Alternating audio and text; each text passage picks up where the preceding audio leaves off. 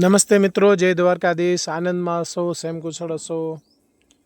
ચાલો મિત્રો, ફરીથી પ્રકૃતિના સાનિધ્યમાં, પ્રકૃતિની સાથે મિત્રો આ તાઇવાન પિંક જામફળી છે, બરાબર છે.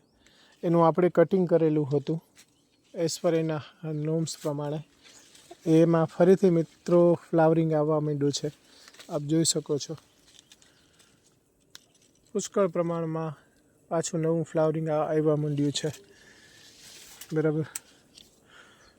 આપ નિશાળી શકો છો, જોઈ શકો છો. સારા એવા પ્રમાણમાં ફ્રૂટિંગ પાછું ફરીથી આવવા માંડ્યું છે. આપણું આ પંચસ્તરીય મિક્સ બાગબાની છે, જેની અંદર મિત્રો આપને ખ્યાલ છે, છતાં ફરીથી શોર્ટમાં કહી દઉં. પોપૈયા છે, ડ્રેગન ફ્રૂટ છે, જામફળી છે, આંબા છે અને કેળા છે અને જૈન બટેકા છે, બરાબર.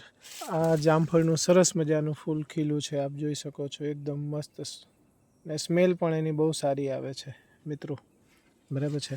મિત્રો આજે એક નાનકડું મને મોટિવેશન તો ના કહી શકાય, પણ એક સ્ટેટમેન્ટ યાદ આવ્યું છે કે મિત્રો જેટલું ડિજિટલ જમાનો આવે છે અને ડિજિટલાઇઝેશન થઈ રહ્યું છે, એ આપની આવનારી પેઢી માટે ક્યાંક ને ક્યાંક થોડું નુકસાનકારક સાબિત થઈ રહ્યું છે. એનું તમને એક જીવતું જાવતું ઉદાહરણ આપું કે મિત્રો, હું નાનો હતો, બધા નાના હોય, મોટા થતા જાય છે, બરાબર છે, ઉંમરથી, ત્યારે આપણને અમુક વસ્તુ બધી યાદ રહી જતી હોય છે, બરાબર. દાખલા તરીકે સાદા મોબાઈલ હતા, એની પહેલાં આપણને દરેક સગા સંબંધીઓના એડ્રેસ છે, રસ્તાઓના મેપ છે, બરાબર, એ બધું યાદ રહી જતું હોય છે. મોબાઈલ નંબર બધેના યાદ રહી જતા હતા. આજે એન્ડ્રોઈડ મોબાઈલની અંદર એડ્રેસ બુક નામનું જે ફંક્શન આવે છે, એની અંદર આપણે બધા મોબાઈલ નંબરો સેવ કરી છીએ. તો જેનાથી થયું શું મિત્રો, ફાયદો તો એ થયો કે મોબાઈલ નંબર સેવ થયા, ઇન્સ્ટન્ટ આપણે મોબાઈલ નંબર ચેક કરી શકીએ, બરાબર છે, ડાયલ કરીને ફોન કરી શકીએ. પણ નુકસાન એ થઈ મિત્રો કે આજે મોબાઈલ નંબર કોઈના યાદ નથી, ઠીક છે, કોઈના મોબાઈલ નંબર યાદ નથી.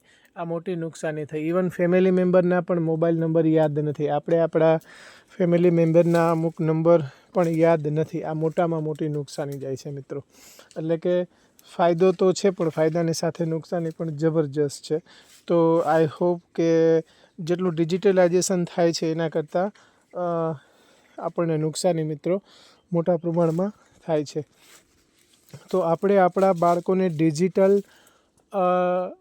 એજ્યુકેશન તરફ વાળતા પહેલાં, ડિજિટલ એજ્યુકેશન આપતા પહેલાં, ઠીક છે, સમયની સાથે આપવું જોઈએ, હું ના નથી પાડતો, એનો વિરોધી નથી, પણ ડિજિટલ એજ્યુકેશન આપવાની સાથે સાથે આપણે એમની સ્કિલ ઉપર ધ્યાન આપવું પડશે. સ્કિલ, જેનામાં સ્કિલ અને વિલ પાવર હશે, એ કોઈ બી જગ્યાએ એ આગળ નીકળી શકશે, કોઈ બી પ્રોફેશનમાં.